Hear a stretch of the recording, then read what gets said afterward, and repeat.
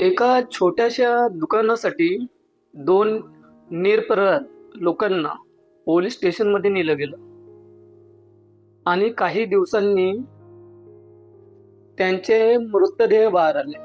हो, पोलीस स्टेशनमधून त्यांचे मृतदेह बाहेर आले. पोलीस म्हणाले त्यांनी स्वतःला इजा केली, पण सत्य काहीतरी वेगळं होतं.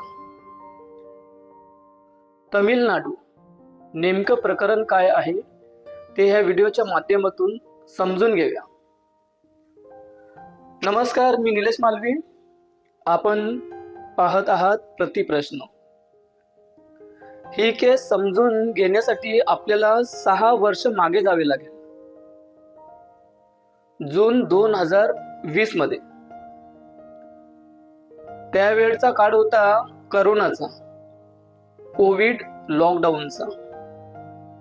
ही केस भारतातील सर्वात भयानक कस्टोडियल डेथ केसची आहे.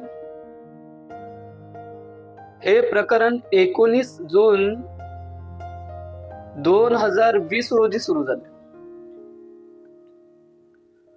दोघे साधे व्यापारी मोबाईलचे दुकान चालवत होते.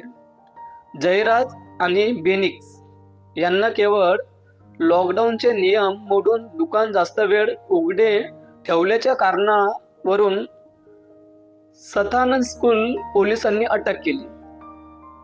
त्यांना कल्पनाही नव्हती की ही चूक त्यांच्या आयुष्याची शेवटची ठरेल. मात्र पोलीस कोठडीत नेल्यानंतर या पिता पुत्राला पोलिसांनी अमानुष अत्याचार केले.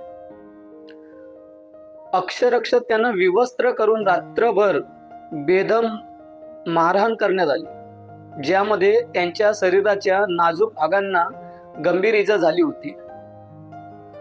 अटकेनंतर काही दिवसांतच या दोघांचा उपचारादरम्यान मृत्यू झाला, मरण पावले.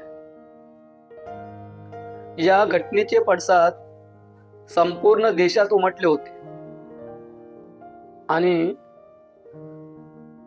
पोलिसांच्या कार्यपद्धतीवर तीव्र संताप व्यक्त केला जात होता. सरकार प्रेशरमध्ये आले होते.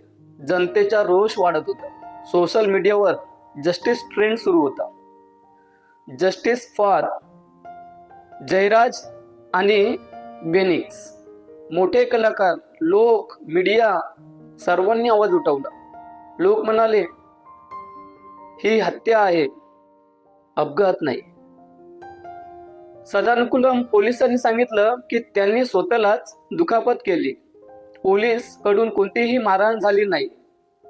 त्यांचा मृत्यू हेल्थ इश्यूमुळे झाला असावा. खरंच त्यांनी स्वतःला इजा केली होती का? आणि खरंच पोलीस निर्दोष होते का? पण पोस्टमॉर्टम रिपोर्टने सांगितले सगळं खोटं होतं. पोस्टमॉर्टम रिपोर्टचा बारकाईने अभ्यास केला गेला. जेव्हा स्थानिक पोलिसांवर आरोप झाले तेव्हा प्रश्न उभा राहिला, न्याय कोण देणार?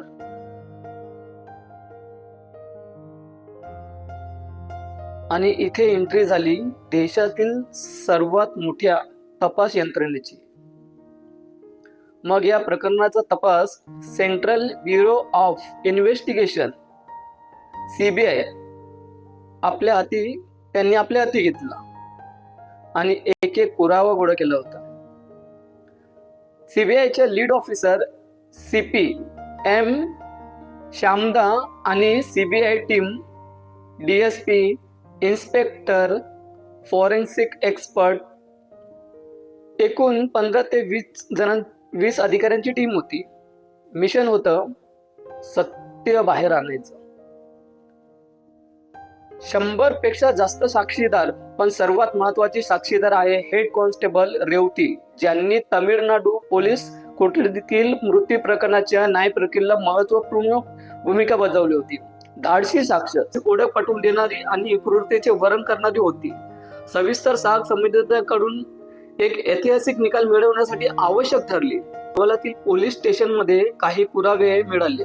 तपासादरम्यान पोलीस ठाण्यातील भिंतीवर शौचालयात सापडलेले रक्ताचे नमुने मृतांच्या डीएनएशी जोडले, जे पोलिसांच्या क्रूरतेचा सर्वात मोठा पुरावा ठरले.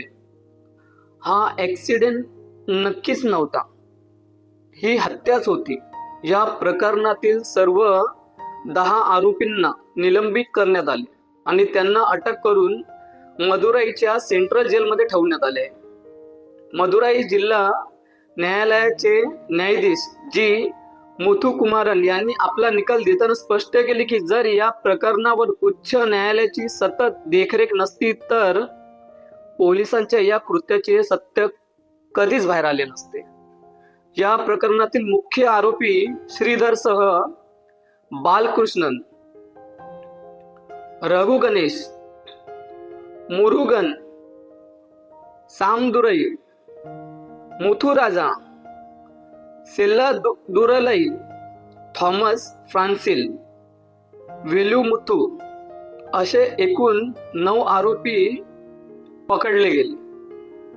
श्रीधरसह सर्व 9 आरोपींना 6 एप्रिलला फाशीची शिक्षा सुनावण्यात आली.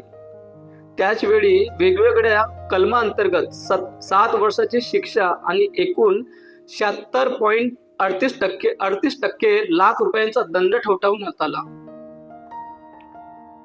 कुटुंबाची प्रतिक्रिया होती, आम्हाला न्याय मिळाला, पण ते परत येणार का?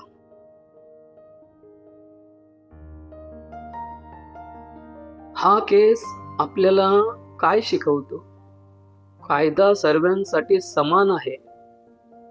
पोलिसांनाही शिक्षा होऊ शकते. न्याय उशिरा मिळाला पण मिळाला. कधी कधी न्याय मिळायला वेळ लागतो, पण सत्य नेहमी जिंकतं. मित्रांनो, तुम्हाला जर हा व्हिडिओ महत्त्वाचा वाटला असेल तर लाईक करा, शेअर करा आणि सबस्क्राईब करायला विसरू नका. नमस्कार.